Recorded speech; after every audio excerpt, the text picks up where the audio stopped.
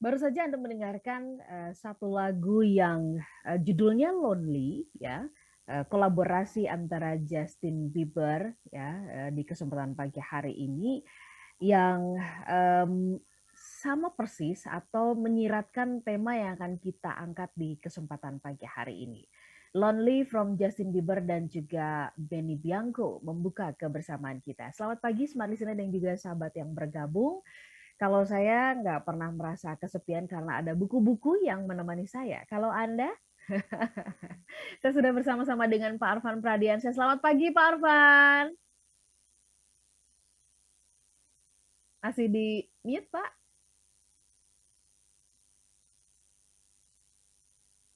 Selamat pagi Mbak Ola, apa kabar hari Iya, ini? Alhamdulillah. Sehat ya Pak Arfan ya? Alhamdulillah sehat ya Mbak Ola. Oke, baik. Nah, sebelum kita mulai membahas mengenai antara sepi, kesepian, dan menyepi, semua kata dasarnya adalah sepi begitu ya. Sepi, menyepi, kesepian gitu kan. Anda ada di antara yang mana nih, di antara tiga yang ini? Kita akan bahas itu selama 1 jam ke depan. Tapi dari lagu ini dulu, di bagian mana yang Pak Arfan ingin memberikan penekanan. Karena memang kalau dari cara menyanyikan, nadanya gitu ya, ini kok kayaknya orang yang kesepian banget gitu ya. Silakan Pak Arfan. Ya terima kasih banyak Mbak Ola ya. Kalau Justin Bieber dalam lagu ini itu betul-betul dia bukan menyepi tapi kesepian ini. Ini udah sangat, Kesepian. sangat clear sekali gitu ya. Iya. Jadi lagu ini bercerita tentang seseorang yang merasa kesepian, padahal dia memiliki segalanya. Ya, dia punya uang, popularitas, kemudian akses gitu ya untuk mendapatkan apapun yang dia inginkan. Ya. Tapi sayangnya dia merasa tidak ada orang yang benar-benar peduli dengan dirinya gitu, Mbak Ola. Jadi nanti kita akan lihat bahwa akar dari kesepian itu sesungguhnya adalah itu. Ketika kita putus hubungan kita yang intim dengan orang lain ya, Mbak Ola ya. Jadi mari kita lihat lagu dari Justin Bieber ini ya. Jadi dia bilang begini, "Everybody knows my name, but something about it still feels strange." Semua orang tahu namaku, tapi itu terasa aneh. Dia bilang begitu. Like looking in a mirror, trying steady yourself, and seeing somebody else. Seperti melihat cermin, mencoba untuk menguatkan dirimu, tapi engkau malah melihat orang lain di cermin itu gitu. And everything is not the same now. Dan kini semuanya tidaklah sama. Ya. It feels like all our life have changed. Rasanya semua hidupku telah berubah. Maybe when I'm older, it will all calm down. Mungkin kalau aku lebih tua nanti semuanya akan terasa tenang. But it's killing me now. Tapi perasaan ini betul-betul membunuhku sekarang ini. Ya. What if you had it all? Bagaimana kalau kamu punya segalanya, but nobody to call? Punya segalanya tapi nggak ada yang nelfon kamu, itu nggak ada gitu. Maybe then you know me. Cause I've had everything but no one listening. Mungkin kamu akan mengenalku sekarang karena aku memiliki segalanya, tapi tidak ada satupun yang mau mendengarkan aku. And that's just lonely. I'm so lonely. Lonely. Ya, dan itu hanya kesepian. Aku sungguh-sungguh kesepian. Sepi. Ya, kira-kira begitu, Mbak Ola. Oke, baik. Kalau dari judul lagunya sudah lonely, kalimat yang kita dengar juga terasa lonely, nada-nadanya juga bikin kayak apa ya? Ya memang menggambarkan kesepian tadi itu ya, Pak Ya, Afan ya. Jadi betul semuanya sekali, Mbak Ola. mendukung ya. Oke. Baik antara sepi, kesepian dan juga menyepi ini juga memang relate dengan baru kemarin kita merayakan Hari Raya Nyepi ya. Buat Betul. sahabat-sahabat yang merayakan Hari Raya Nyepi, tentu ini punya makna bukan kesepian begitu ya, bukan Iya, juga seolah-olah sepi saja begitu, tetapi memang dikhususkan waktu itu untuk memeriksa diri ya, kalau betul. kalau buat teman-teman kita yang merayakannya. Kita masuk lebih jauh nih, Smart Listener, kami mengundang Anda dulu. Dari tiga ini, Anda ada yang mana? Anda ada di posisi yang mana? Yang merasa sepi aja sih, situasinya memang lagi sepi gitu ya. Atau Anda kesepian, atau Anda memang lagi mengambil waktu untuk menyepi, karena ini kan berbeda ya. Silakan Anda boleh sharing ke 0812 11 12 959 ke WhatsApp, atau juga Anda bisa akses kami melalui YouTube di kanal Smart FM. Kami juga sedang live di Facebook. Anda bisa live chat di sana. Kita mulai dengan Pak Arfan, sebenarnya ketika kita bicara tentang kesepian, sepi dan juga menyepi, ini boleh nggak supaya kita nanti tahu batasannya ya, Pak Ya. Arfan mungkin bisa kasih dulu penjelasannya. Perbedaannya tuh di mana sih? Jadi nanti kita tahu nih melajunya di bagian-bagian mana. Silakan Pak. Terima kasih banyak Mbak Ola ya. Jadi kalau kita bicara sepi, sepi itu adalah sebuah kondisi yang more or less itu objektif gitu. Sebuah kondisi objektif. Apa itu sepi? Sepi itu adalah kalau tidak ada orang. Itu kan sepi, ya kan? Kalau tidak ada suara, itu kan sepi. Ya, kenapa saya bilang tadi sepi itu adalah sebuah kondisi objektif karena kita bisa menyepakati gitu. Oh, yang seperti itu namanya sepi gitu. Ya, ketika tidak ada orang, tidak ada suara, itu namanya sepi gitu ya. Nah, jadi sepi itu sendiri adalah sesuatu yang netral sesungguhnya. Ya, apakah dia baik atau tidak? Ya netral. Ya, dia adalah sebuah situasi, sebuah kondisi di mana orang dari manapun akan mengatakan, oh, kalau nggak ada orang berarti sepi gitu. Oh, kalau nggak ada suara berarti sepi. Itu kondisi objektif. Nah, kalau menyepi, nah ini menyepi itu adalah sebuah pilihan secara sadar gitu. Saya memilih untuk sepi, ya, untuk menyepi itu secara sadar. Saya sengaja gitu. Saya berniat gitu. Ya, karena saya melihat bahwa sepi itu indah. Nah, itu. Sepi itu indah. Dan saya menikmati berada dalam situasi sepi. Saya menikmati. Nah, itu namanya menyepi. Jadi memang sengaja. Karena bisa, kalau saya menyepi itu saya bisa berdialog dengan diri sendiri. Ya, bisa melakukan yang namanya me time gitu. Dan inilah yang dilakukan oleh teman-teman kita ya yang di Bali kemarin itu. Dan saya ingin mengatakan begini Mbak Ola. Tradisi menyepi ini sesungguhnya merupakan tradisi yang sangat bagus. Saya semakin lama semakin memahami gitu. Ini tradisi yang sangat bagus. Kenapa begitu? Karena hari nyepi itu kan sesungguhnya adalah hari tahun baru ya. Itu kan tahun baru Saka. Coba bayangkan teman-teman semua, merayakan tahun baru, Tapi itu kan dengan biasanya orang merayakan dengan apa? hiruk pikuk ya. Berkumpul, berpesta, ya kan? Ya. Bersenang-senang, ya kan? Hingar-bingar itu merayakan tahun baru kan? Nah, tetapi teman-teman kita di Bali, dan ini hanya di Bali loh Mbak Ola, karena tadinya saya menyangka kan komunitas Hindu terbesar di dunia itu kan ada di India ya. Betul. Yang menarik, di India itu tidak ada tradisi nyepi. Jadi orang Hindu di India itu ketika dia merayakan tahun baru Saka, itu dengan berpesta. Seperti halnya kita biasa merayakan tahun baru. Ya, gitu. ya. Tapi ternyata hanya di Bali loh. Jadi ini sesuatu yang sangat khas Indonesia, sangat khas Bali, dan mestinya ini bisa masuk dalam Guinness Book of Record gitu ya. Karena ini luar biasa. Hanya ada satu-satunya di muka bumi ini, hanya ada satu-satunya di Bali. Ya, karena komunitas Hindu itu sebetulnya banyaknya di India, tapi di India itu seperti biasa. Tahun baru Saka itu diperingati dengan pesta dan sebagainya gitu. Jadi ini saya kira sebuah tradisi yang perlu kita apresiasi begitu ya, bahwa merayakan tahun baru itu kan dengan cara apa? Diam, hening, ya, kemudian refleksi. Nah, sehingga kalau di Bali itu saya pernah tuh beberapa tahun lalu pas pergi ke Bali pas hari nyepi, Pak. Jadi suasana tuh sunyi, betul ya. Di hotel juga di hotel tuh listrik mati, gitu ya, nggak bisa ngapa-ngapain. Tapi saya jadi masuk ke dalam diri sendiri. Kenapa? Itu situasi yang memaksa kita gitu, kan? Nggak boleh bekerja, nggak boleh bepergian, nggak boleh menyalakan listrik, nggak boleh bersenang-senang. Nah itu akhirnya apa? Memaksa saya semalaman itu selama 24 jam itu ya masuk ke dalam diri karena nggak ada pilihan yang lain gitu, Mbak Ola. Jadi ini adalah yang namanya menyepi. Jadi menyepi itu adalah karena kita merasakan bahwa sepi itu adalah sesuatu yang indah dan kita ingin menikmati itu, kita ingin masuk ke dalamnya, kita ingin mempunyai me time gitu. Oke. Seperti itu, Mbak. Pak Arfan, kita akan jeda dulu sebentar ya. Kita lanjutkan nanti bahasanya di sesi yang berikutnya. Kita tajamkan kalau begitu yang kesepian itu seperti apa dan ya, kenapa ada banyak orang di tengah keramaian saat ini bisa sangat merasa kesepian ya. Kita sambung bahasanya Smart Listener, tetap bersama dengan kami jeda sesaat.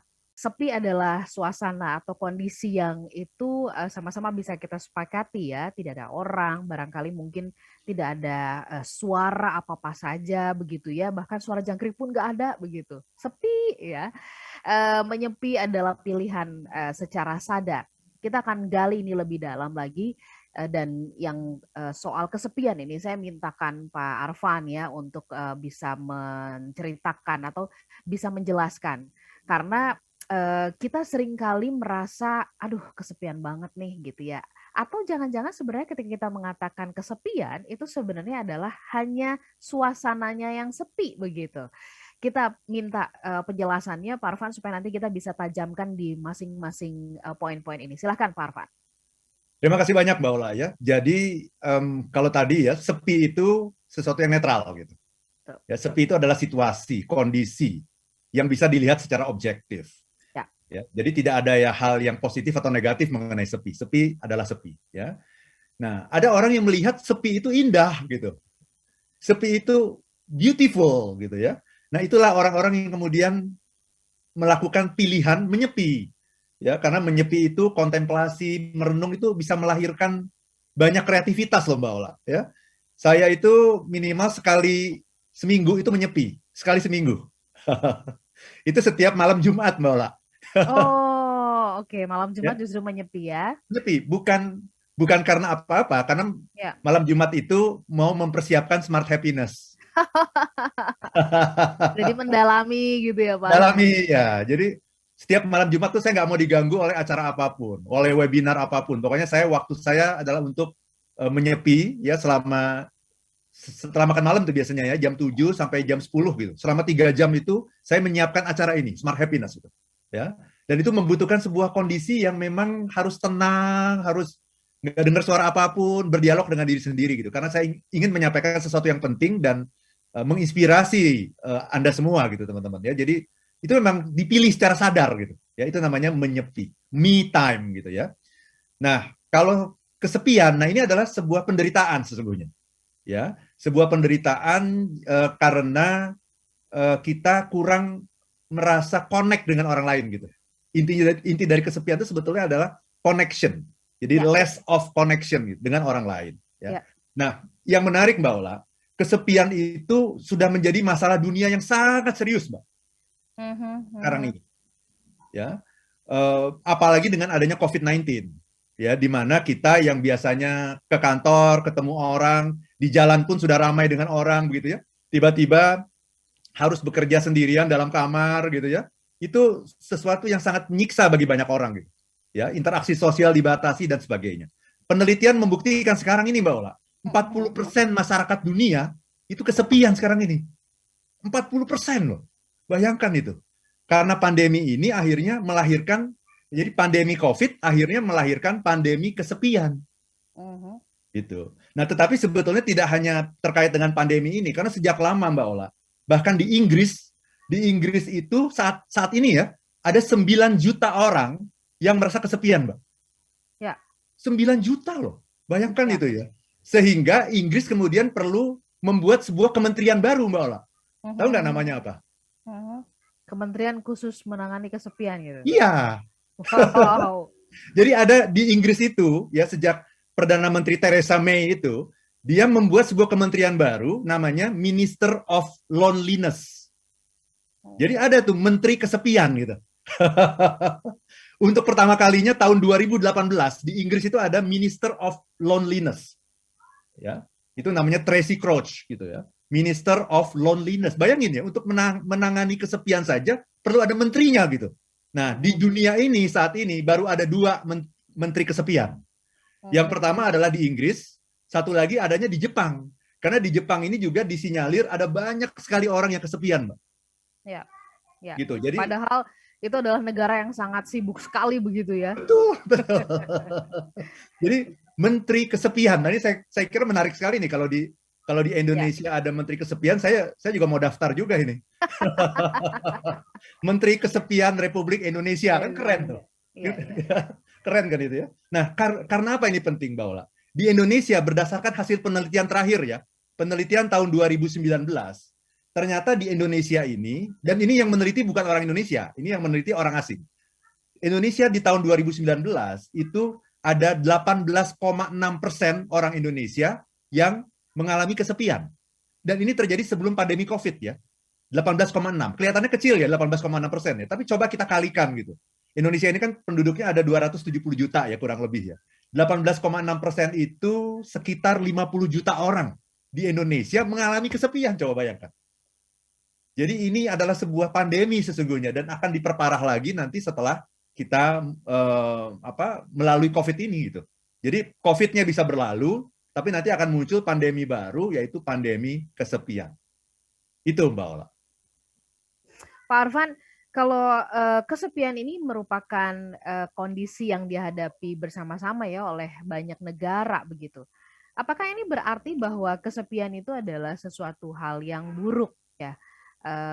Dan kalau tadi sepi itu adalah suatu kondisi, menyepi itu adalah sebuah pilihan sadar, maka kesepian ini benar-benar Bapak tadi mengatakan less of connection gitu ya dengan everybody. Ya. Nah, teknologi menunjukkan bahwa kita justru sangat dekat seperti tanpa batas ini dengan siapapun, dengan orang dimanapun, bahkan kita mungkin bisa berkomunikasi, bisa berhubungan dengan orang di benua manapun. Nah, ini yang dimaksudkan dengan less connection ini nih semata-mata karena nggak bisa bicara saja atau ada kaitannya dengan batin lah, dengan touching dan sebagainya begitu Pak Arfan. Silakan. Very good question. Ini pertanyaan bagus sekali nih Mbak Ola ya. Jadi sebetulnya bukan kurang koneksi, tapi lack of intimacy. Di bukan situ kurang, ya poinnya kurang koneksi ya. Lack of intimacy. Dan ini tidak selalu berarti bahwa orang yang kesepian itu adalah orang yang tidak punya teman loh. Kan seringkali kita mengatakan, oh kamu kurang banyak teman nih, kamu kurang bergaul nih, gitu ya, kamu kurang piknik nih, gitu ya.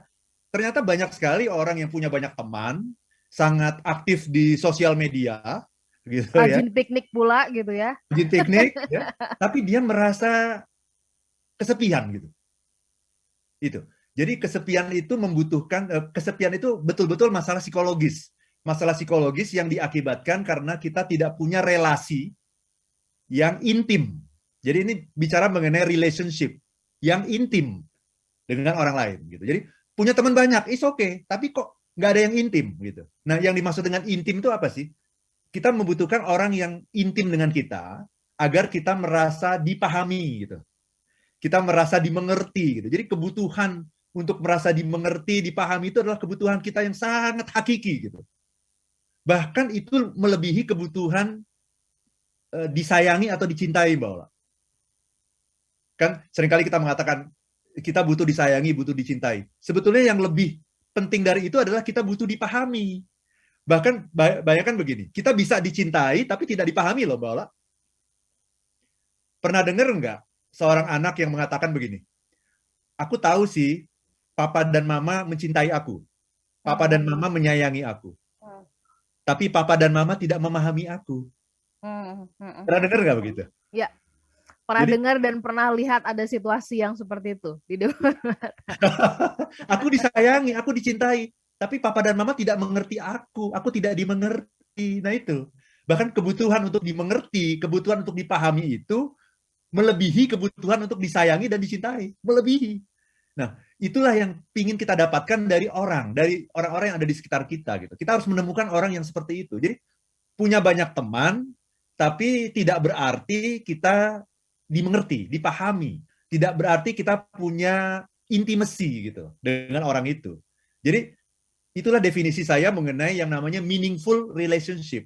Jadi relationship kita sama orang itu harus meaningful. Apa itu meaningful?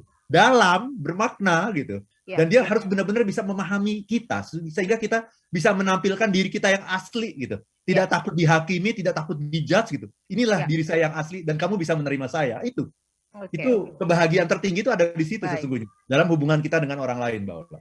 Pak Arfan, kita sambung nanti bahasannya ya. Kayaknya bagian yang ini nih kita rasanya menarik untuk kita tajamkan lagi ya. Smart Listener, silakan Anda bisa berkomentar ke 0812 11 12 959 atau juga melalui YouTube di kanal Smart FM. Kami jeda sesaat.